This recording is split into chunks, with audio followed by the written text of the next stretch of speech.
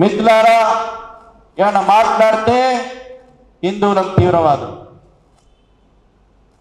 హిందువుల గురించి మాట్లాడితే హిందూ మతోన్మాదం. నిజంగా హిందువులు తీవ్రవాదులు అయ్యుంటే, నిజంగా హిందువులు మతోన్మాదులు అయ్యుంటే మతం ఆధారంగా ఈ దేశం విభజనకు గురైన తర్వాత ఇది హిందూ దేశంగా ఉండాలనా, సెక్యులర్ దేశంగా ఉండాలనా? చెప్పండి. ఎందుకు లేదు మరి?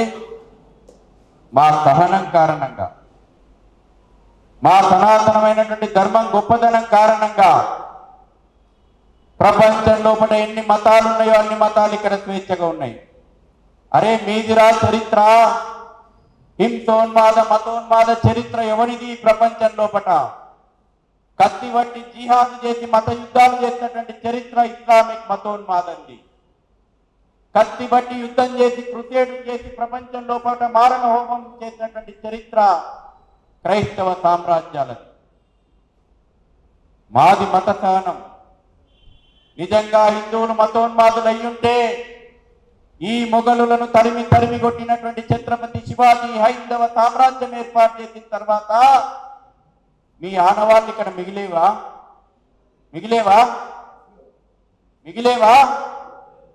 ఇదిరా హిందూ యొక్క గొప్పతనం. అందుకే ఇవాళ ప్రపంచం మొత్తం కూడా భారత్ నాయకత్వం కోరుకుంటుంది. మీరు ఆలోచన చేయండి. శక్తివంతుడు మాత్రమే సమాజం లోపల శాంతిని సాధించగలుగుతాడు. శక్తివంతుడు మాత్రమే సమాజం లోపల శాంతిని సాధించగలుగుతాడు. ఇవాళ హిందూ సింహాలను నిద్ర లేపాల్సిన పని మనది. హిందువు శక్తివంతుడు అంటే ఎవరికి డౌట్ లేదు. వీర పరాక్రమాల చరిత్ర DNA మనది. జుట్టు వెంచుకున్న రోజున తలలు నరికేసినా, బొట్టు పెట్టుకున్న రోజున తలలు నరికేసినా, అరే ఈ ధర్మం గురించి నేను నిలబడతా, నీ ముందర తల దించను రాని ఎదిరించి పోరాడినటువంటి తాత ముత్తాతలకు అవ్వమ్మలకు వారసులం మనం. ఈ రోజున అఖండ భారత్ వైపు మనం అడుగులు వేయాలి. అఖండ భారత్ వైపు మనం ప్రయాణం చేయాలా? బంగ్లాదేశ్ చరిత్ర కాబట్టి నేను 3-4 విషయాలు మీ ముందర పెట్టి చెప్తా. సమాజానికి నిలవాలి. 16 ఆగస్టు 1946 నుంచి మారణ హోమం గ్రేట్ కలకత్తా కిల్లింగ్ పేరు మీదన, గ్రేట్ కలకత్తా కిల్లింగ్ పేరు మీదన, డైరెక్ట్ యాక్షన్ పేరు మీదన స్టార్ట్ అయింది. 1971 లోపల మేం గదరా మీకు స్వాతంత్రం భిక్ష పెట్టింది.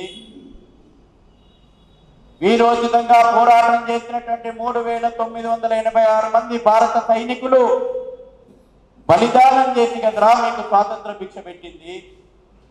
10,000 మంది నా భారత సైనికులు అవయవాలు కోల్పోయి మేం పెట్టిన భిక్ష కదరా మీకు స్వాతంత్రము.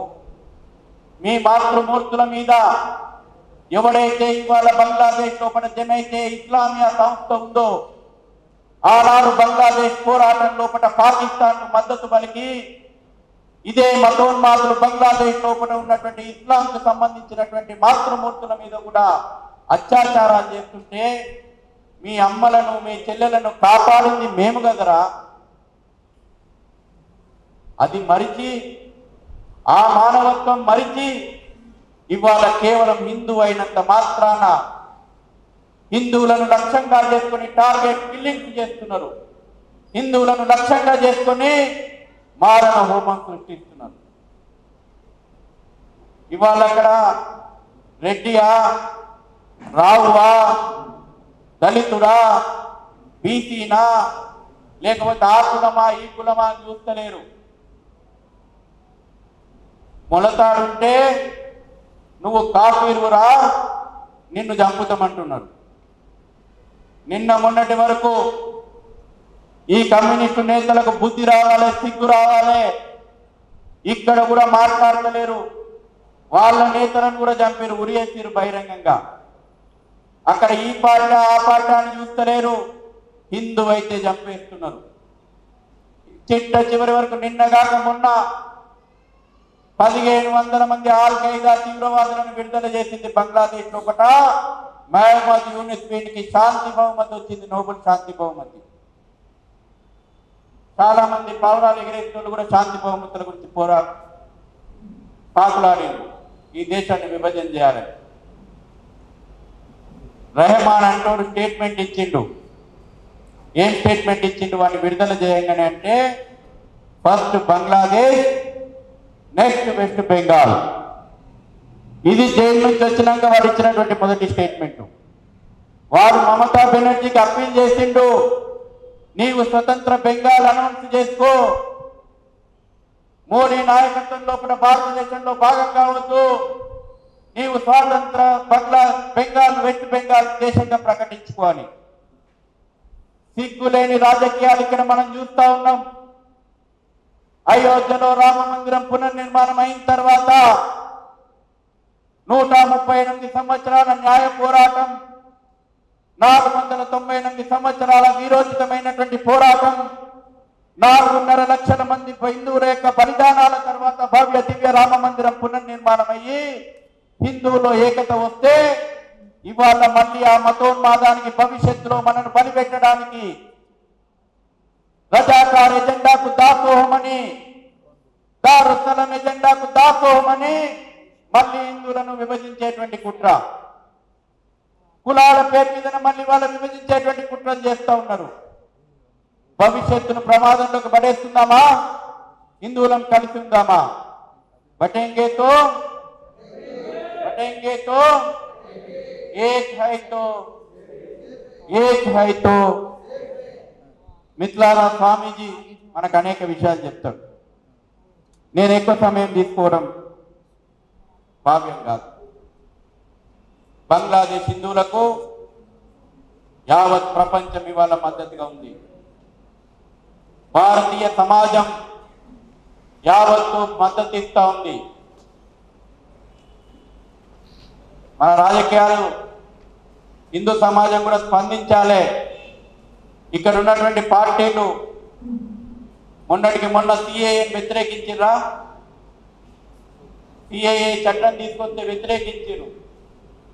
పాపం అక్కడ అకృత్యాలకు గురవుతున్నటువంటి హిందువులు బతుకు తెరువు కోసం ప్రాణాల చేతిలో పెట్టుకొని వస్తే భారతదేశం ఆదుకోవద్దట.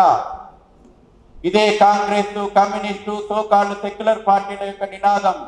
సిఏఏను వ్యతిరేకిస్తారట, హిందువులు ఆ మతోన్మాదానికి బలి కావాలట. మళ్ళీ ఇవే ఈ పార్టీలే రోహింగ్యానికి బంగ్లాదేశీయులు వచ్చినటువంటి వాళ్ళు మానవత్వం దాటుకోవాలట, వారికి ఆశ్రయం ఇవ్వాలట. మిత్రులారా, ఈ రాజకీయాలకు మనము ముగింపు పలకాల్సినటువంటి అవసరం ఉంది. స్వామి చిన్మయ్ దాస్ ఇస్కాన్ స్వామీజీని బేషరతుగా విడుదల చేయాలని చెప్పేసి జస్టిస్ ఫర్ స్వామి చిన్మయ్ దాస్ అనండి, జస్టిస్ ఫర్ ఇంత అన్నం పెట్టిన చేతులు, ఇంత మానవత్వం దాచుకున్నటువంటి సంస్థ. బంగ్లాదేశ్ లో కూడా వరదలు వచ్చినా, భూకంపం వచ్చినా అన్నం పెట్టినటువంటి చేతులకి వాళ్ళ వేడి లేసి అన్నం పెట్టిన వాళ్ళ గురించి ప్రార్థించినటువంటి గొంతుకి వాళ్ళ ఉరికంబం వేయాలని చూస్తున్నటువంటి మతోన్మాదం అది. చరిత్రనే ఆ మతోన్మాద చరిత్ర అది. మన రాజులు 17 సార్లు ఓడించి క్షమాభిక్ష పెడితే ఒక్కసారి గెలిచినాక వదిలిపెట్టిండా వాడు? వదలలే. చరిత్ర నుంచి జాతి గుణపాఠం నేర్చుకోవాలా. ఈ ఇస్లామిక్ మతోన్మాద జిహాదీ భావజాలాన్ని పొందబెట్టితేనే ప్రపంచ మానవాళి క్షేమంగా ఉంటది. ఈ భావజాలం, ఈ ఇస్లామిక్ మతోన్మాద జిహాదీ భావజాలం ప్రపంచ మానవాళికి వల్ల సవాలు విసురుతుంది. చివరిగా ఒక మాట, మళ్ళీ ఇవాళ వీధుల్లో పడ ఎగురుతున్నటువంటి జెట్ ఫ్లైట్ల సౌండ్ల సాక్షిగా నేను చెప్తున్నా, అఖండ భారత్ యొక్క స్వప్నం సాకారం కాబోతుంది. 20 జనవరి రాసి పెట్టుకోండి. 20 జనవరి తర్వాత ప్రపంచ చరిత్రలో పట అనేక మార్పులు రాబోతా ఉన్నాయి. ఇవాళ మన ఆర్మీ మన పోలీసు సంసిద్ధంగా ఉన్నాయి. హిందూ సమాజమా, నీవు కూడా సంఘటితమై సంసిద్ధంగా ధర్మో రక్షతి రక్షితః యుద్ధాయ కృత నిశ్చయ. భారత్ మాతాకి